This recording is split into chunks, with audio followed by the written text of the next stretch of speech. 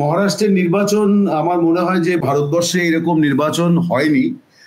যেটা বলা হচ্ছে যে স্কিম অবশ্যই একটা বিরাট বড় ভূমিকা নিয়েছে ভারতবর্ষে। চৈত্র সেলের কেনা বেচার মতন হয়ে গেছে। আমরা তো এই যে একটা শব্দ বলি যে ভোট দান, আসলে কিন্তু এখন আমরা ভোটটাকে সেল করছি, ফলে কে বেশি দিয়েছে তার দিকে দিচ্ছি। কিন্তু সেটাই একমাত্র যে নয়, সেটাও কিন্তু এই মহারাষ্ট্রের নির্বাচন থেকে বোঝা যাচ্ছে। এই মহারাষ্ট্রের নির্বাচনে কোনো হিরো নেই।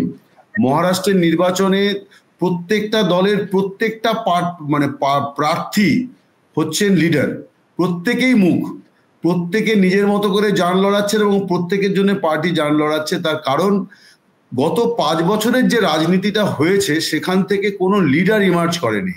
মানে কি বলে, ফ্লোর চেঞ্জ হয়েছে, নানান ধরনের হয়েছে, দল ভাঙাভাঙি হয়েছে, কিন্তু তারা কেউই নতুন করে ইমার্জ করেনি ইয়েতে। আর আরো ইন্টারেস্টিং যেটা, যে মহারাষ্ট্রের নির্বাচনে বিজেপির আরেকটা এক্সপেরিমেন্ট হচ্ছে। একই সঙ্গে সে সম্প্রীতি এবং একই সঙ্গে সে বিভাজনের কথা বলছেন। যোগী বলছে বাটেঙ্গে তো কাটেঙ্গে। এই কাটেঙ্গে কথাটা দিয়ে ও আসলে হিন্দুদের বলছে যে মুসলমানরা কাটবে। কারণ এইটা বলার আগে সে বাংলাদেশে হিন্দুদের কি দুর্দশা এই গল্পটা সে বলে নিচ্ছে। সে কিন্তু শুধু একটা স্লোগান দেয়নি। আর নরেন্দ্র মোদী কংগ্রেসের এই যে কি বলে কাস্ট সেন্সাস, এটাকে উনি বারবারই বলছেন যে এটা হচ্ছে বা হিন্দু সমাজকে ভাঙার চেষ্টা। ফলে উনি এই প্রথম কংগ্রেসের রাজনীতির সুবাদে, মোদী এটা খুব সূক্ষ্মতার সঙ্গে এটা করেছেন একাধিকবার, যে কংগ্রেসের রাজনীতি থেকে নিজের রাজনীতিটা তৈরি করে নেওয়া। সেটা উনি মহারাষ্ট্রে করেছেন, যে এক রহে তো সেফ রহে। এবং আপনারা দেখবেন যে গতকালই মহারাষ্ট্রের সমস্ত প্রথম সারির দৈনিকে প্রথম পাতায় ওই যেটাকে আমরা বলি কভার পেজ অ্যাড বা ফুল পেজ অ্যাড, সেটা হচ্ছে এক রহে তো সেফ রহে। 11% মুসলিম ভোট আছে মহারাষ্ট্রে, এবং এটা মূলত এই বিদর্ভ এলাকায়, যে কারণে অজিত পাওয়ার এবং একই সঙ্গে বিজেপির পঙ্কজা মুন্ডে তিনিও এটা নিয়ে আপত্তি করেছেন, অশোক চৌহানও এটা নিয়ে আপত্তি করেছেন, সেটা হচ্ছে যোগীর বক্তব্য নিয়ে। বাট ফাডনাভিসকে কেন বিজেপি তাহলে নামালো, যে যোগীর বক্তব্যের মধ্যে কোনো ভুল নেই। এবং অজিত পাওয়ারের সঙ্গে কেন ফাডনাভিসের ওপেন লড়াই হচ্ছে মিডিয়াতে, উনি একটা বিবৃতি দিচ্ছেন, উনি একটা বিবৃতি দিচ্ছেন। বিজেপি একটা এক্সপেরিমেন্ট এই নির্বাচনে করছে, সেটাও যেটা আমি বলছিলাম, যে একই সঙ্গে ভাগবাটোয়ারা এবং একই সঙ্গে আবার প্রধানমন্ত্রীকে দিয়ে একটা ঐক্যের সেটা হচ্ছে হিন্দু ঐক্য, নট ভারতীয়দের ঐক্য।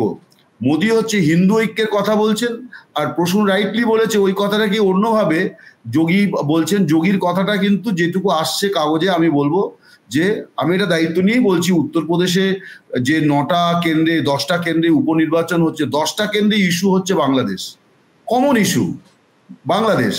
যে বাংলাদেশি হিন্দুরা কেন পারছে না, তার হচ্ছে তারা ইউনাইটেড নয়।